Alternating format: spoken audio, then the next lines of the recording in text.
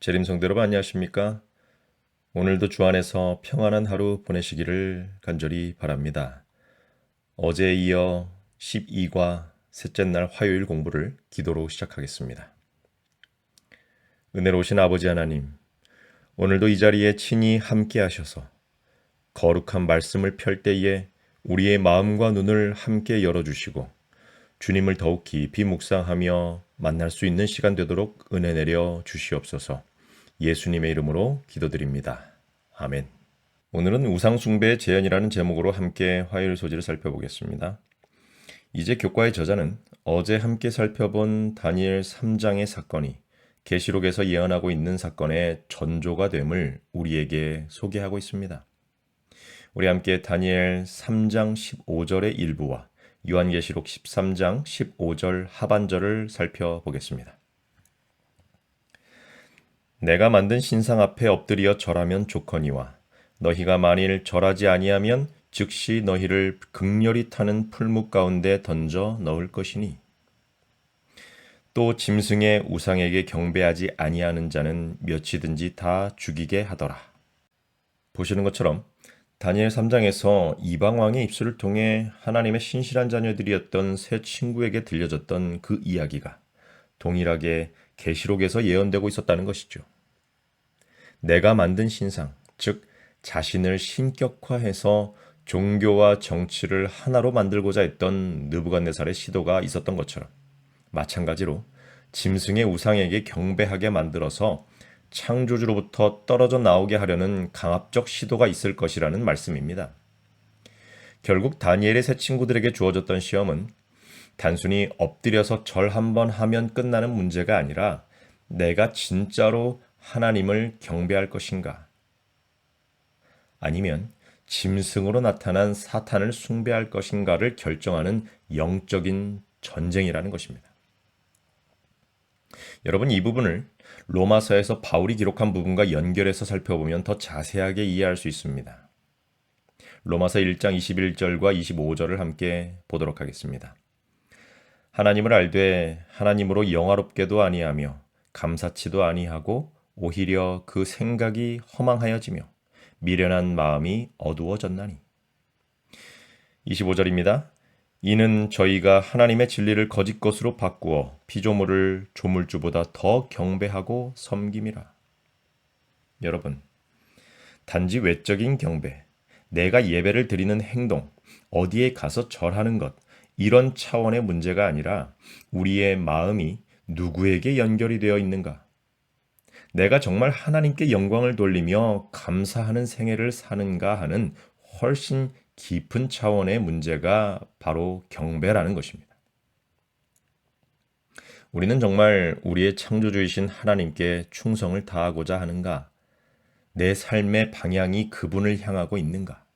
내 매일매일의 선택과 생각과 사람들을 대하고 주님을 모시는 태도가 하나님 보시기에 아름답고 마땅한가? 우리는 늘 살펴야 한다는 것을 깨닫게 되는 것이죠. 여러분, 짐승의 표는 물리적인 어떤 사인이나 표식, 이마의 낙인처럼 사람들 눈에 보이는 것이 아니라 그 마음에 하나님의 계명보다 인간의 법을 우선시하는 삶의 자세로 나타나게 될 것입니다. 자꾸만 우리는 창조주를 경배하라고 하셨으니 나는 안식일에 교회만 잘 다니면 된다고 착각합니다. 안식일 계명을 거룩하게 준수하고 일곱째 날에 예배를 드리는 것 물론 중요합니다. 그 거룩한 시간 속에 들어가서 나를 지으신 창조주 하나님, 나를 구원하신 구속주 하나님께 감사하고 찬송하고 경배하는 것은 하나님의 자녀로서 당연히 해야 할 행동입니다. 그러나 계시록 14장에서 예언하고 있듯이 대쟁투의 마지막 쟁점은 경배의 문제이다 라고 할 때에 그 경배에는 외적인 예배를 넘어서 우리 삶의 매일의 선택과 방향이 포함되어 있다는 사실을 저와 여러분이 꼭 기억하셨으면 좋겠습니다.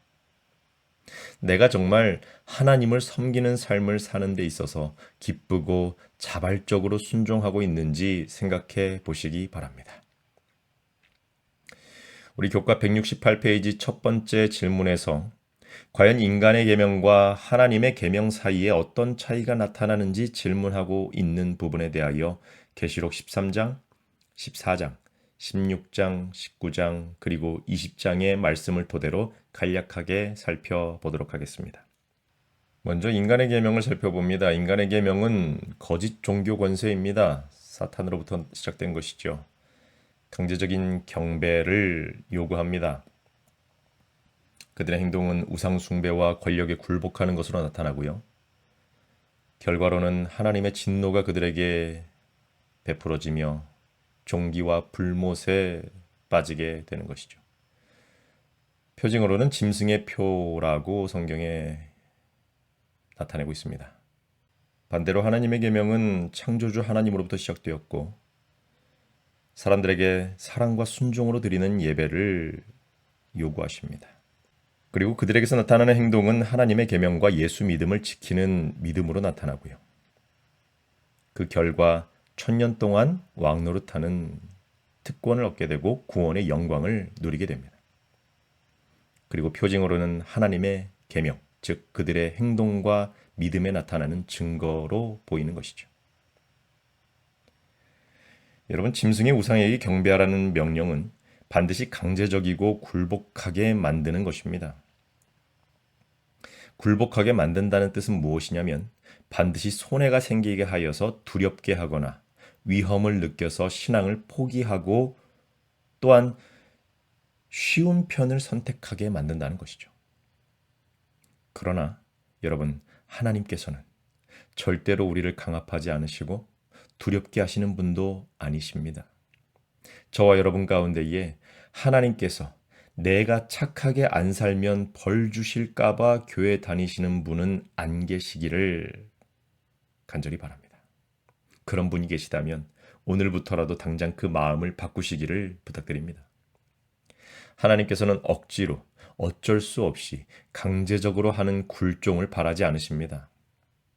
하나님께서 어떤 분이신지 어떻게 나를 사랑하셨는지를 꼭 생각하시고 주님이 나를 위해 하신 일들을 매일매일 묵상하신다면 우리는 오늘부터 우리 아버지 하나님을 기쁘게 사랑하며 그분의 말씀에 자발적으로 순종하는 삶을 살고자 노력하게 될 것입니다. 여러분, 이 모습이 마지막 때에 하나님의 계명과 예수 믿음을 가진 자들의 실제 삶의 모습이 될 것입니다. 169페이지 영감의 교훈에 기록하고 있는 교회 증언 4권 251페이지의 말씀을 함께 보도록 하겠습니다. 시련의 때를 위해 힘과 용기를 쌓아두라. 우리가 하나님의 신실한 종이라면 그분의 계명을 순종할 것인지 우리의 현세적 이익을 고려할 것인지에 대해 우리 마음에 의문의 여지가 없을 것이다. 비교적 평화스러운 요즘에 진리를 믿는 자들이 믿음을 유지하지 못하고 있다면 큰 시험이 오고 이마에나 손에 짐승의 표를 받거나 짐승의 우상에게 경배하지 않는 모든 자에 대한 법령이 내릴 때 무엇이 그들을 지탱해 주겠는가? 이 엄숙한 시기는 멀지 않았다. 이 말씀이 우리 자신을 반성하게 만들어줍니다. 때로는 눈앞의 이익을 위해, 손해를 면하기 위해, 부끄러움과 수치를 피하고 남에게 더 잘난 것처럼 보이기 위해, 주눅들지 않고 센 척하기 위해서 너무 아무렇지도 않게 우리의 믿음을 가볍게 여기고 우리의 신앙의 신념과 하나님께 했던 약속들을 깨뜨리는 우리의 모습들을 볼 때 다니엘의 세 친구들의 왕 앞에서의 고백이 자꾸만 가슴을 후벼 파는 듯합니다.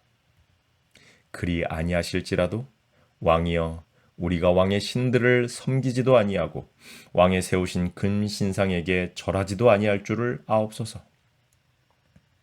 그리 아니하실지라도 우리는 그리 하실지라도 도망부터 치고 보지 않습니까? 우리는 하나님께서 구원해 주신다고 약속하셔도 구원은 구원이고 나는 오늘 내 살 길을 내가 찾아야겠다고 하면서 세상을 향해 무릎을 너무나 쉽게 꿇고 있지는 않습니까? 여러분들에게 169페이지 적용의 질문을 던지면서 오늘 교과를 마무리해 보도록 하겠습니다. 하나님은 어떤 분이신지를 생각해 보십시오. 그분이 우리를 위해 하신 놀라운 일에 대해 나는 어떻게 반응해야 하겠습니까? 여러분, 교과책에 각자의 답을, 여러분의 생각을 꼭 적어 보시기를 부탁드립니다. 어떤 삶의 반응으로 하나님의 사랑에 보답을 하시겠습니까? 오늘 함께 하신 교과의 말씀에서 하나님께서 내 마음에 직접 하신 말씀이 있다면 그 음성에 억지로 말고 기쁘게 순종하기로 결심해 보시기를 바랍니다. 하나님께서 그런 우리의 결심을 보시고 기뻐하실 것이 분명합니다. 함께 기도하고 마치겠습니다. 사랑의 아버지 하나님, 마지막 때가 가까울수록 작은 세상의 유혹에도 쉽게 흔들리는 우리의 모습을 발견하게 됩니다. 작은 순종의 행동이라도 자꾸만 억지로 마지못해 하는 것처럼 느껴질 때가 있습니다. 주님, 우리의 마음을 새롭게 하시고 주님께 기쁨의 순종과 감사의 찬양을 드리는 삶을 살도록 은혜 허락하여 주시옵소서. 예수님의 이름으로 기도드립니다. 아멘.